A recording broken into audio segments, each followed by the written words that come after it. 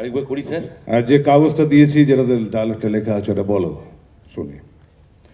এরকম করে শুনতে হয়। বলো। বাবা পালালে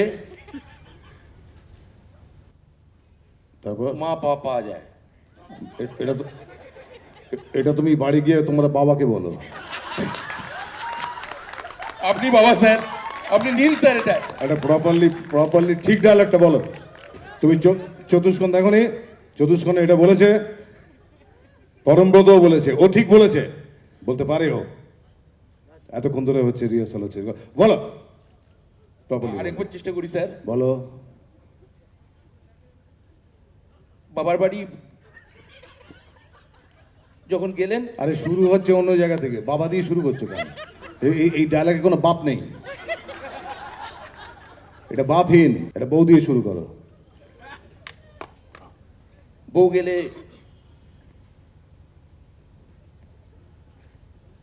বলো। মা বউ গেলে মা খুশি হয় স্যার।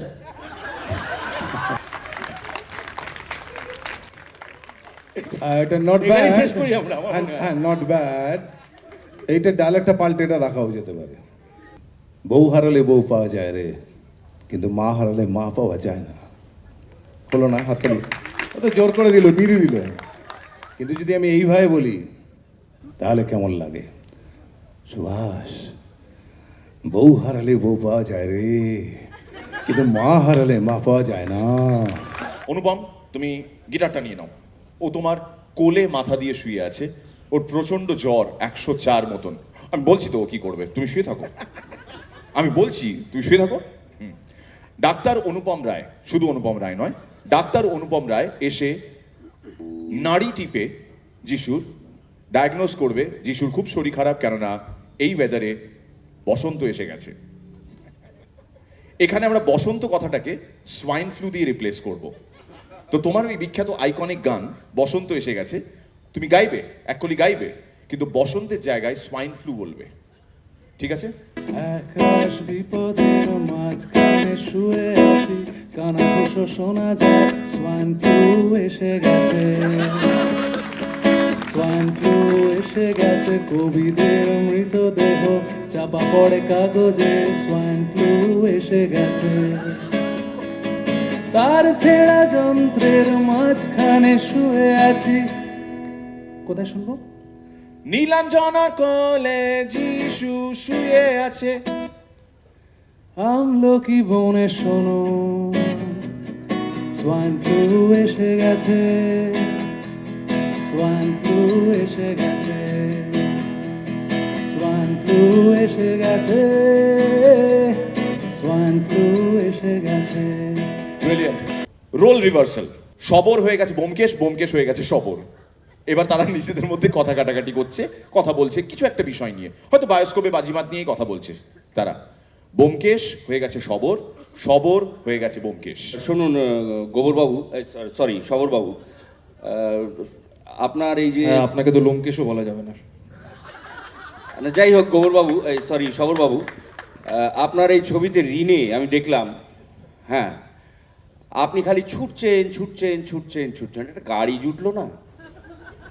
গাড়ি এসেছিল, ওই নো রিফিউজালে একটা সমস্যা হয়েছিল।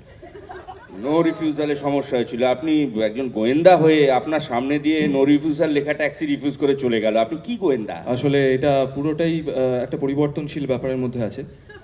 যেটা হয়েছে যে আমার মুখ দেখে যেহেতু এক্সপ্রেশন ছিল না, অন্যরা বুঝতে পারেনি যে আমার কতটা দরকার ছিল। আচ্ছা, আরেকটা জিনিস যেটা আমার বক্তব্য হচ্ছে, আমার না হয় ভালো, আমার সত্যবতী বলছিল যে আপনি বড় একা। যাক, আলটিমেটলি আপনি বেনামেও স্বীকার করলেন সত্যবতী আপনার। যাই হোক, সত্যবতী বলছিল যে সবরবাবু আপনি খুব একা, আপনার নন্দ ছাড়া আর কেউ জুটছে না।